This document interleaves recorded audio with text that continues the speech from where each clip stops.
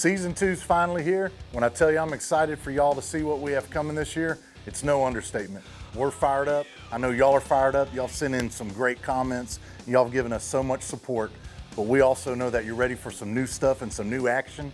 I know y'all been wanting to know how we do this stuff, how we hunt these hogs at night. Well, what we're gonna do right now is we're gonna open up the playbook, give y'all some real insight of how to do this nighttime hunting, the specifics, the tactics that are making us successful hunting these animals at night when the sun goes down.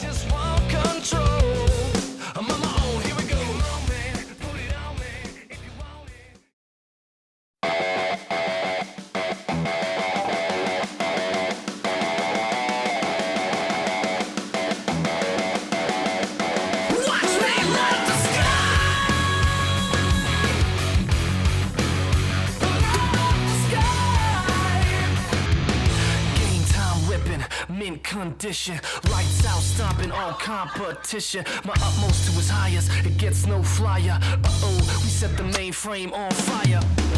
Cold red for the lead from the pedal. I push to the metal, the dust never settles. F5 level, kick up the bass and the treble. Cause faith, that's a rebel. I can show you the devil. I blaze a trail like the rays from tail light sound, shaking the ground like earthquakes and hail might.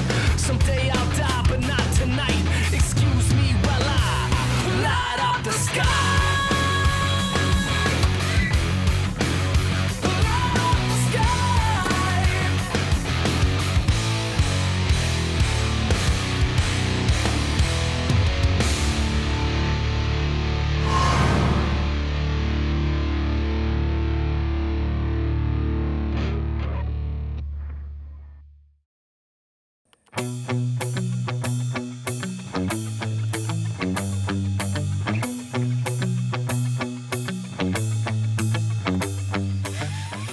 You know, years ago when we started this company, we basically started off of our own need because we had a deer lease we were managing and we're trying to grow white-tailed deer. The hogs are a huge problem. They're running off for deer. Our deer numbers were dropping. We had to find a way to get rid of them. I mean, we trapped them. They got nocturnal and, you know, you couldn't even find a hog. We know they're all over the lease. They seem to want to come out right about the time the deer do. And then you realize you got a hog problem again. In order to get on those hogs, we had to start hunting them at night. And by doing that, they're just so less wary. I mean, they come out, they're not worried about anything. I mean, we'll drive up on them with our red lights on our Ranger or whatever, and they don't even move. The predators don't even move. It's just everything at night, just, it seems like their senses are just, they're at ease. They're comfortable. It's like they're kicked back in their living room, watching the TV and drinking a beer. It's crazy. But they throw caution in the wind. They don't care at night as much. And that's when you can get out there and you can really put a dent in the hog population or the predator population. The funny thing is there are a lot of states, and matter of fact, still there's places that's illegal to hunt hogs, and especially to hunt using artificial light at night. The hogs are running rampant. They're tearing up the golf courses. They're tearing up the farmers' crops. The destruction is unbelievable. They're moving into neighborhoods. Suddenly the people that love the animals, don't hurt the animals, now they want them gone. They want them out of their yards. They want them to quit destroying, you know, the vegetation. They're creating a problem in all these environments, and now the states are realizing they have a problem on their hands. It's a little too late. So now they're opening up the regulations. They're allowing people to come in and hunt at night and using the artificial lights, and hey, that's where we come in. That's what we're trying to do with this TV show. We're trying to produce something that come into your house and we can show you some of the things that we're doing and share with you some of our successful tips and tactics that we're using. You can have a lot of fun in the process, and you can help your deer herd, manage your land, thin out some of the predators, and you're actually doing something good while you're doing it.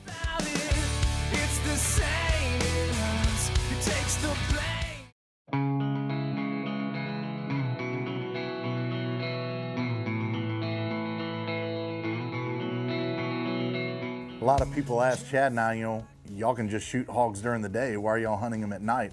Well, there's a lot of reasons for that.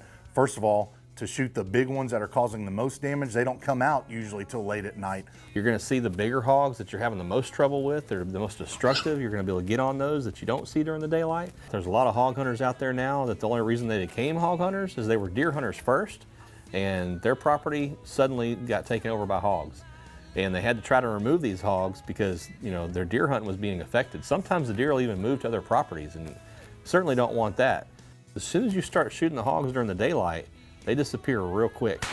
You know, they're already nocturnal animals. Nighttime is the right time to go after these big hogs. It's cooler at night. They're more active, especially if you have feed stations, you know, on your property. Those animals are gonna feel more comfortable at night.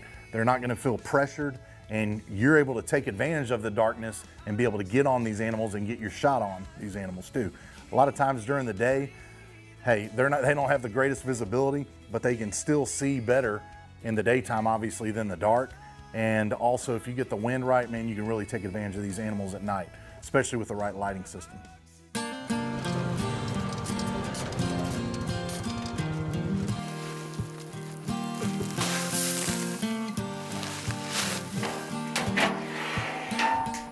The first thing that I think about when I set up a new hog setup, it would probably be, it'd be wind, of course. Wind is always essential. I mean, if you don't have the right wind, you're never gonna kill a hog. I think about trying to find a location usually around water. I love water because the hogs, you know, especially in the summertime, they don't really sweat like we do. They have to have water to cool down and regulate their body temperature, or they'll die. I mean, as simple as that. So if you find a water source, you're gonna find hogs. Try to provide some food with a bait station feeder as close to the water as I can. I try to use a pond dam if I can and set the feeder up on the other side of the pond. They're already gonna be near the water. And by doing that, if I can get the wind direction right, where I can sneak in with the south wind in my face, I can creep up and go over that pond dam. And if you have enough wind, you can sneak right up on the edge of the pond dam and you can just shoot them. And I mean, we have a spot on our place I set up called the Pig Bowl. It's one of my favorite spots, and we call it the Pig Bowl because it's like shooting fish out of a bowl. Because I mean, they're kind of stuck there in all that cover. And on that particular spot, we have that feeder going off, starts at 11 o'clock, and it goes off every hour for 1 second till about 4 a.m. So it doesn't throw a lot of corn, about the normal amount that a feeder would throw, but it keeps those hogs. And sometimes they move through there and it's different groups, but they stay there all night. So anytime we decide we want to go hog hunting, man, we can race out there, we can get pretty close to the pond and, you know, try to stay quiet when we get there. But if you got a good breeze, they don't even hear you drive up. Creep up the levee, come over the edge, the light's on, you know you got hogs there. You can make it happen anytime you want, and it's a lot of fun to do it that way.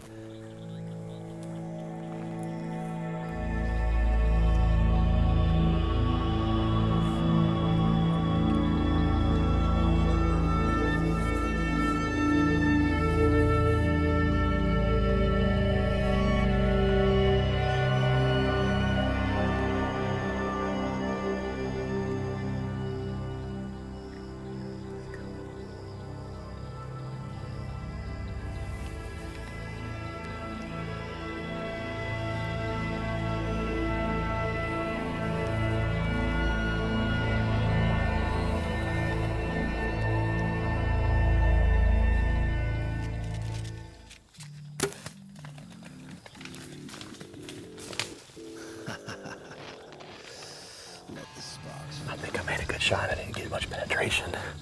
There's other hogs in the area, so I'm not gonna be real loud. I might be able to spin the feeder, get another one. I don't hear him. I mean, he crashed through all kinds of stuff. I mean, usually when they're running everything in their path, it's usually a good sign, but it is really thick in here. I don't know, man. We're gonna hit the feeder again. We'll wait a little bit, see what happens. We might back out of here and give this hog a little bit of time.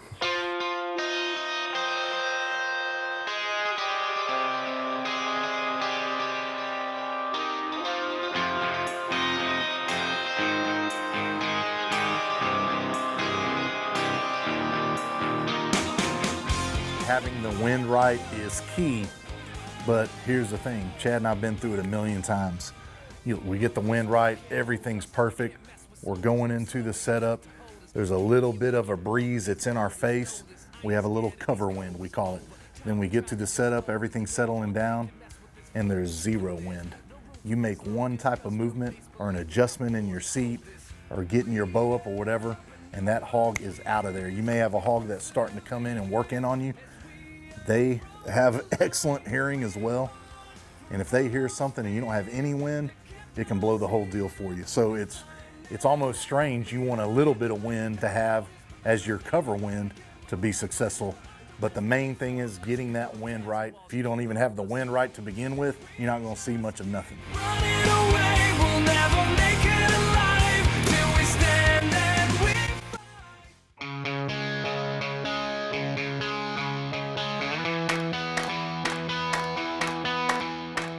so you want to hunt at night now?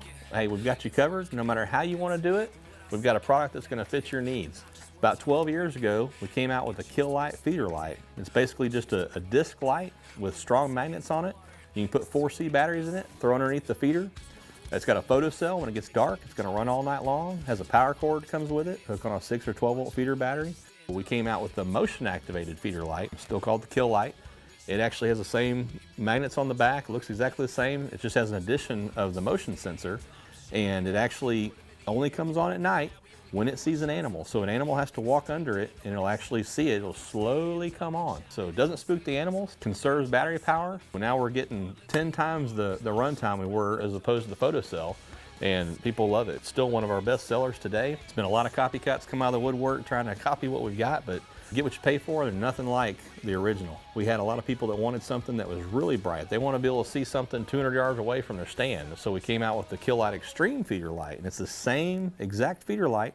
We've just put LEDs in it that are 4 times brighter than the original, but it is kind of power hungry. People want something that, say they don't know when they're going to go hunting again. It may be 6 months from now, and they go after the lease. They don't have to worry about replacing batteries or if something's chewed on their solar panel cable and all these kind of things. You know how the coons can be. So we came out with a light we call the Sportsman, and it's actually a completely self-contained unit.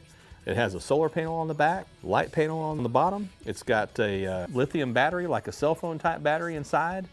And every day when the sun comes out, it charges this thing up. It's got different modes on it. You can select if you want a low power mode where it just runs 50% power at night. You can select mode 2 or it'll run 10% power all night. And so you can actually see to hunt close by, or with binoculars, you can see the animals all night long. When an animal walks under it, it's going to immediately go to 50%. You're going to save energy, and you're always going to have light, even in the worst conditions. Say it's been rainy, drizzly, and you haven't seen the sun for a week, your light's still going to work for you, and it puts out a lot of light for a little bitty package. You got people that love that concept. They love what we've done with the Sportsman, but they want something bigger and heavier duty. Well, we came out with the Outfitter. It's about 10 times the light of the Sportsman. It looks like a football stadium, but it's got different modes on it as well. You can turn it on in mode 1. It's not going to run unless it sees motion. When it does, it's going to slowly illuminate to 50% power.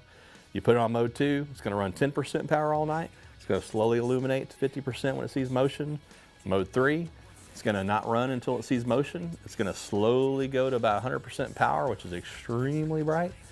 And then you got mode 4, is going to be 10% all night long.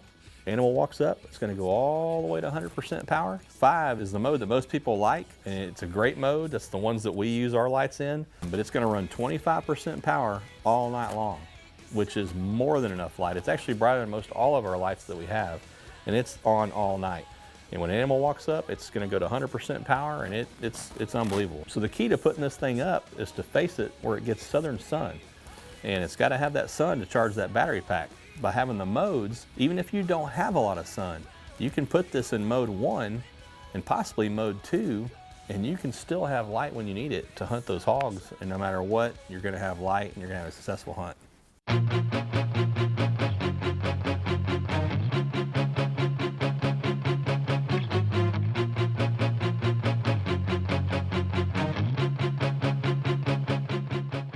Another product that is extremely cool is the remote. What's so cool about this is Chad and I have these hogs come in, bam, I shoot one, they take off. If I take that remote, I have it in my pocket and I take it out quick enough and hit that remote, that feeder spins, those hogs are coming right back. But the thing is, in that mass confusion, them running off and you hit that remote quick enough, they're gonna come back. I always tell Chad, their little brain, yeah, they have great sense of smell, great hearing, okay eyesight, but their little brain, they are not that smart as far as knowing exactly what happened at that moment. So you hit them, they don't know what happened, you hit that remote quick enough, they're coming right back, you're gonna get another opportunity. That's how Chad and I have shot 3, 4, 5, 6 in one sitting. It's pretty awesome. The remote, you need to check it out. You set me on fire. You set me on fire. And you set me on fire. You set me on fire. Oh, got a red eye on. Got a red eye on. Got a red eye on, gonna bring it on like a war machine. When it hits you like a wave, you're not gonna feel the pain. So stand and face the rain like a war machine. You know, one of the exciting things about hunting hogs is it doesn't matter how old they are, doesn't matter how big they are, doesn't matter if it's a male or a female. I mean, you shoot as many hogs as you want to. By hunting hogs, now you have more opportunity than you ever had before. So by putting multiple feed stations up and going out there and hunting a feeder at night, as soon as I'm done hunting that feeder, or if I shoot a hog, I've got another feeder to go to. I can stay out there till the sun's coming up and hunt a different feeder all night. And by doing that, I'm killing a lot of hogs, I'm shooting a lot of arrows, I'm getting a lot of practice in, and I'm having a great time while I'm doing it.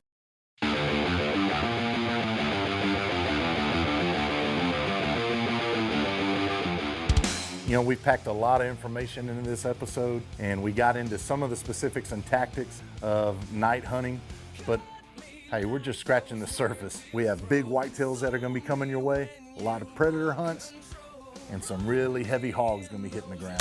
Season 2, it's one for the books. Won't play these games no more, and I'm feeling like just letting go. It's taking everything I know. You know, here at Elusive Wildlife, we specialize in illuminating dark places. If you use any of our products, you know what it's like to be hunting in the dark, maybe hog hunting at night, and the difference that a big bright light can actually make. It's an incredible thing, and we are really, really honored to be able to provide that to many people around the country, in fact, around the world. But you know, it got me to thinking one day, what do we do when life goes dark? What happens when life goes dark? As a pastor, I see people all the time that go through some difficult moments in life. Maybe it's a divorce, or maybe it's a bad doctor's report, or maybe they get laid off from a job, and we wonder, what are we going to do now? You know, there's a scripture where Jesus himself said that I am the light of the world. I am the light of the world. And maybe you're not one of those people that, you know, go to church much or ever thought about religion. Well, here's what I would like to say to you. Jesus Christ is not about religion at all. It's all about relationship. And when we enter into a relationship with God through His Son, Jesus Christ, it brings an illumination to our life. Doesn't mean that we're not going to have problems. Doesn't mean that automatically all of our troubles are going to vanish. But let me tell you what it does mean. It means that we have found a power that we can tap into that will help us navigate through the most difficult moments of our life. Jesus becomes the light in the dark places of our life. If you'd like to know more about a personal relationship with God through His Son, Jesus Christ, just go to elusivewildlife.com and click on the Moment of Truth tab. Cut me like those words you throw.